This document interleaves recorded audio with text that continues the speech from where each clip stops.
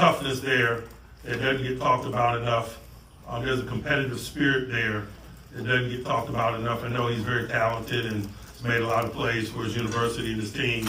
But the intangible qualities displayed on tape were impressive. If he would have fallen to the 7th round, Right. the Steelers weren't drafting Shedeur Sanders. Why? Because nobody with a name has come out and said the real reason why. It's May, and we're still talking about Shedeur Sanders' draft fall. Look, it's not my fault that Ryan Clark brought it up, but he has official, from his words, inside sources on why Mike Tomlin did not want Shedeur Sanders, which is interesting because we have videos and comments from Mike Tomlin kind of having glowing reports of Shedeur Sanders. We have Shedeur Sanders with a lot of different glowing reports about the Steelers. We got Steelers fans upset about it. So today what we're going to do is kind of go through a few things. And then at the end, we're going to take you all the way back to the combine because the quarterback that the Steelers did end up getting, Will Howard, national champion, shout out to the Ohio State. He was getting some heat. And Shedeur Sanders is one of the only people who was taken up for him. So I think this is just very... There's a lot of irony here. So Mr. Ryan Clark was on First Take, and you know him. He gets the people going when he's on First Take no matter what. So this is what he had to say about the Steelers picking Shedeur and the possibility. I think there needs to be an investigation as to why they didn't draft a quarterback. How you don't draft a Shedeur Sanders? How you don't do that? Knowing how debilitated you are at the quarterback position spanning years. I'm not saying you didn't draft a quarterback at all. I know they drafted a quarterback, but I'm talking about Shedeur Sanders. I'm talking about somebody early in the first 2 rounds. Here's what I can tell you about the draft. If he would have fallen to the 7th round, right, the Steelers weren't drafting Shedeur Sanders. Why? Shedeur Sanders was not going to be picked by the Pittsburgh Steelers. Whatever the evaluation was, whatever decision was made, he was not going to be the quarterback picked, drafted, called by Mike Tomlin over time. Because of talent or because the hoopla they felt like that came with it? That's breaking news. That was not going to happen. Breaking news, and here's why. Mike Tomlin and Omar Khan was seen talking about Shedeur Sanders. They interviewed him, etc. This is when we were speculating whether or not he was going to be a first-round pick. Mm-hmm. How in God's name do you justify him going to the 5th round? Like, to say even if he went to the 7th round, then what the hell were you talking about him for? What did you waste your time? You interviewing 7th rounders? You giving them that kind of time, that kind of attention? That's just further evidence something other than football tainted Shedeur Sanders coming into that draft. Because there's no excuse for him to fall that low, and there's no reason why on earth why a franchise like the Pittsburgh Steelers, who's been starving to find a quarterback for years, Ryan Clark could come up here and say, even if it was the 7th round, they still wouldn't have picked them. That makes no football sense. Listen, a lot of things don't make sense to me. But what I'm telling you is, as the 83rd pick was approaching, my mind, my dumb football analyst mind said, there is no way they don't pick him at 83. There is no way that this guy who has a first-round grade from many people, at the lowest, a second-round grade based on potential athleticism and talent and what he could do at the quarterback position, doesn't get picked at 83 by a team that's starved to have a quarterback. That you are figuring if you're going to get Aaron Rodgers or you're going to play with somebody else, you at least have a year to develop this kid who seems to have all of the things that make certain pocket quarterbacks great. But could the Aaron Rodgers factors be a reason why they didn't pick a quarterback? You don't think that looms large over the Pittsburgh only thing Steelers? I could say is that they knew they didn't want to do anything in this draft that would deter him from picking them. And I would have to believe having a Shedeur Sanders in the building with the push that is going to be given by fans for him to play, with the push that's going to be given by outside voices, that Shedeur Sanders needs to have growth. I don't think Aaron Rodgers wanted to be the second most famous quarterback in a room.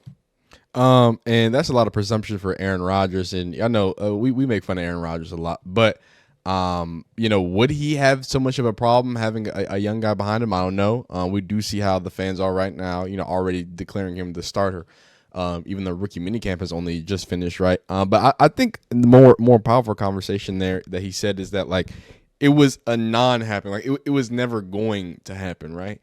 And I think that the real conversation that needs to be had is that at what point do we in the National Football League look at other National Football League players or other media and just like accept it? How do you get to the point that you're making millions of dollars as a coach, as a player, as a whatever you're doing, but you can't take on a little extra media scrutiny? You can't answer a few more questions. I know it's annoying. I know it's not good. I know it's whatever, but is that more annoying than answering questions about Mike Green in Baltimore about his actual assault? Because he got, he only dropped to the second round. So like it's not apples to apples. I get that. It's not the best comparison. I'm not saying that. I'm not saying that Shedeur literally couldn't have destroyed his interviews. I'm not saying that. But what I'm saying is nobody with a name, like I continue to say in these videos, nobody with a name has come out and said the real reason why, right? Ryan Clark kind of pontificated. He said it's not going to happen, but the answer of why, at this point, it's kind of confusing because it's like, dog, if it was literally, it's just, okay, the interviews were just that bad, you would think it would be just a consensus, yeah, interviews are that bad. But now people are like, oh, but was it outside noise or was it, you know what I'm saying?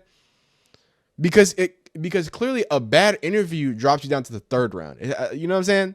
Oh, well, he's clearly, he's an idiot, but he's got some talent, right? But nah, man.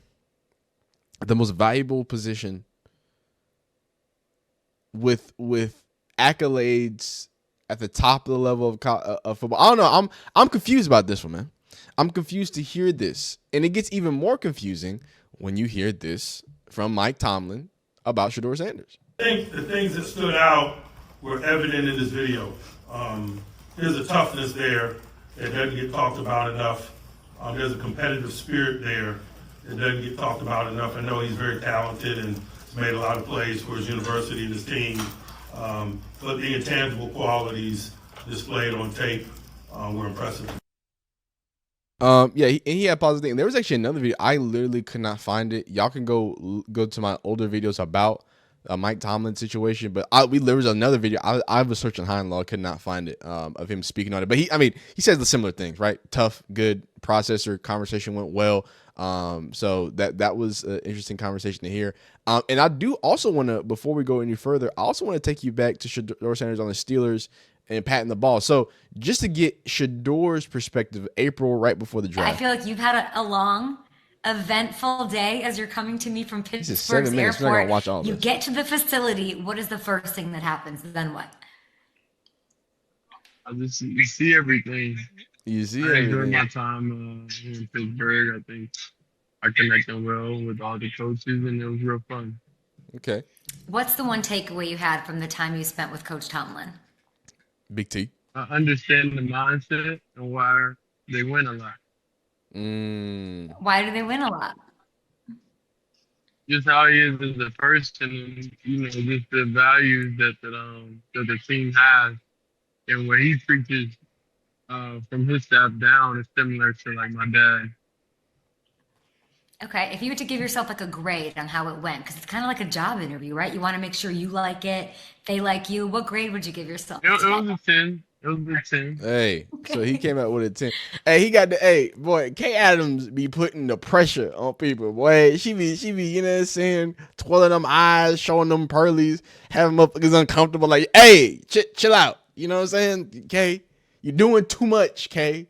You're getting people too smiley, Kay. Chill out, all right? But no, great job by Kay Adams. I just want to throw back because, again, like you can see that, the spirits were good, and not just, it's good because, I just did it and I wanted it to, be good. But also it almost felt like, not maybe felt like it's a strong word, but it really seemed as if like, I'm feeling good. I'm confident in this stuff. And not only that, but the next level of stuff of not just, I like it here, but no, I understand the process here, right? My dad has a similar process here. So you can't even use the whole, Deion Sanders thing because it's like, I think he's the same person, or not same person, but same mindset, right? I think it's the same way. I think I'm going to be walking into an environment that I know how to handle. So now let's talk a little bit about the quarterback that was drafted by Will Howard, the Ohio State national champion, former K-State player. You couldn't get it done against Texas at K-State, so you had to go up there to Ohio State to eliminate us, my Longhorns, in the semifinals. Gosh darn it. Quinn But anyway, he did phenomenal. He did what he needed to do. A lot of people kind of had some of these negative notions about Will Howard, as if the roster's so good, the roster's so good. But my thing is, like, it's easy to mesh it up too. Like there is a skill to knowing that this 6'4", big body, decent arm guy who makes typically the best decisions possible, right? It's clear that he did what he needed to do to win the national championship. He didn't hold these boys back. He took a mini Julio Jones out there, and he Megabuga, who's probably going to be one of the better receivers out of this draft class, to be honest with you. He just went unnoticed because there was a 6'5" Ted McMillan and Travis Hunter playing fishing, wide receiver, quarterback, and everything else he does, right? But give and put respect on Willie Howard's name. I do think being a winner means something, right? He had a little situation, a little snafu in the combine, right? Where, he was, and this is just one of them, because there's some more behind the scenes videos of him getting booed and him getting cheered. But this is one of the worst throws, just completely behind on this dig. It seems he just sails the ball. I think we're going to get another one of him just complete. Oh, wow. There's a lot. Oh my, did they make a compilation of this? Wow, they made a compilation of bad throws. So he was struggling. He was struggling in the combine and some things. And you know who maybe not the first person, but you know who stood out or who put their neck out there? The man who was not throwing at the combine. The man who all the media wanted to talk about was him not throwing at the combine, right? What did he tweet out? Hey, I don't understand y'all hating on Will Howard. He just won a natty. It's hard to throw wide receivers that don't know. Everyone runs routes differently. This is this is the dude that y'all are telling me is arrogant. This is the dude that y'all are telling me is entitled. This is the dude that y'all are telling me is all these other names except for a child of God that likes playing football. A young man who went on his own platform and said, hey, cut it out. The dude's a winner. He's going to be a top tier player. And remember, this is when people presumed Shedeur to be a first round talent. He takes his time out of his combine weekend and comments on something he don't even need to comment about. He didn't play Will Howard. He don't know Will Howard. Pat McAfee was putting on one of the greatest propaganda campaigns for Will Howard. Love Pat. Love Will Howard.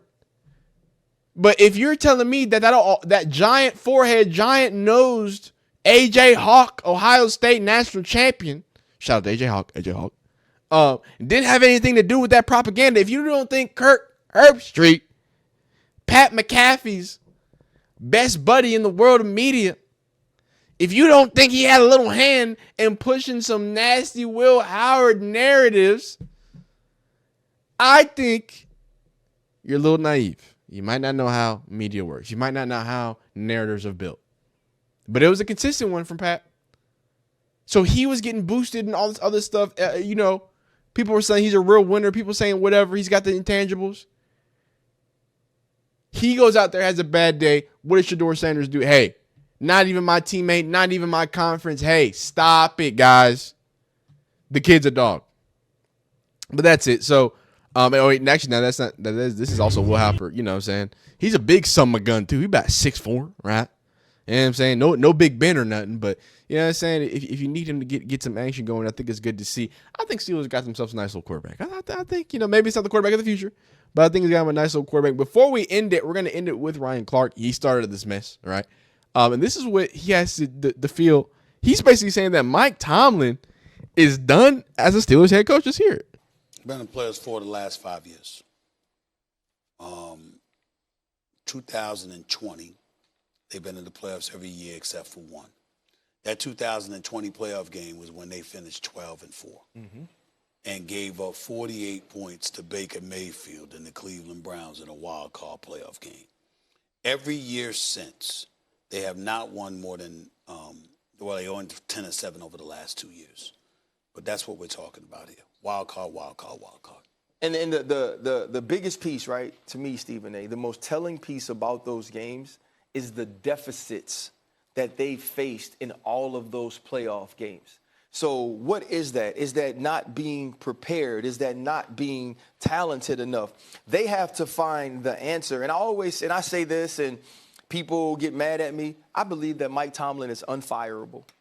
I believe if Mike Tomlin steps away from being the coach of the Pittsburgh Steelers, that should be his decision.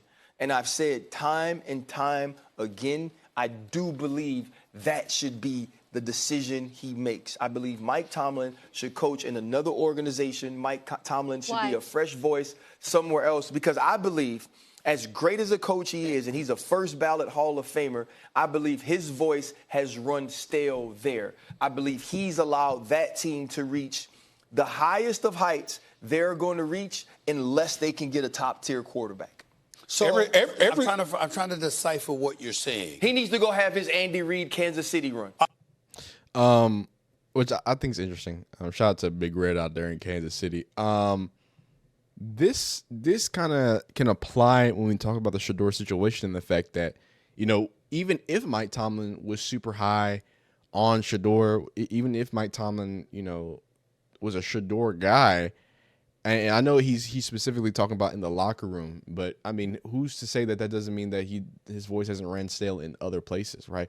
Who's to say that, with some of the coaching personnel, some of the recruiting personnel, right? What if some of the evaluations that Mike Tomlin sees and some of the evaluations that these talent evaluators are seeing, what if that just doesn't add up? The GM, the head coach, what their goals and ideas of how to take things to the next level. There's a lot of narratives going on, and I think the interesting thing about when you have ex-players who are clearly very tapped into what's going on, behind the steel curtain or behind inside the locker rooms, I think it's interesting when you have these messages that are kind of echoed out there and parroted out there, because it's like sometimes you want to be able to decipher how much of this is the propaganda, right? How much of is this him speaking on behalf of Mike Tomlin, almost like this victim mentality? How much is it him speaking on behalf of the Steelers organization, kind of come out publicly against Mike Tomlin? Like there's a lot of things at play that you have to think about.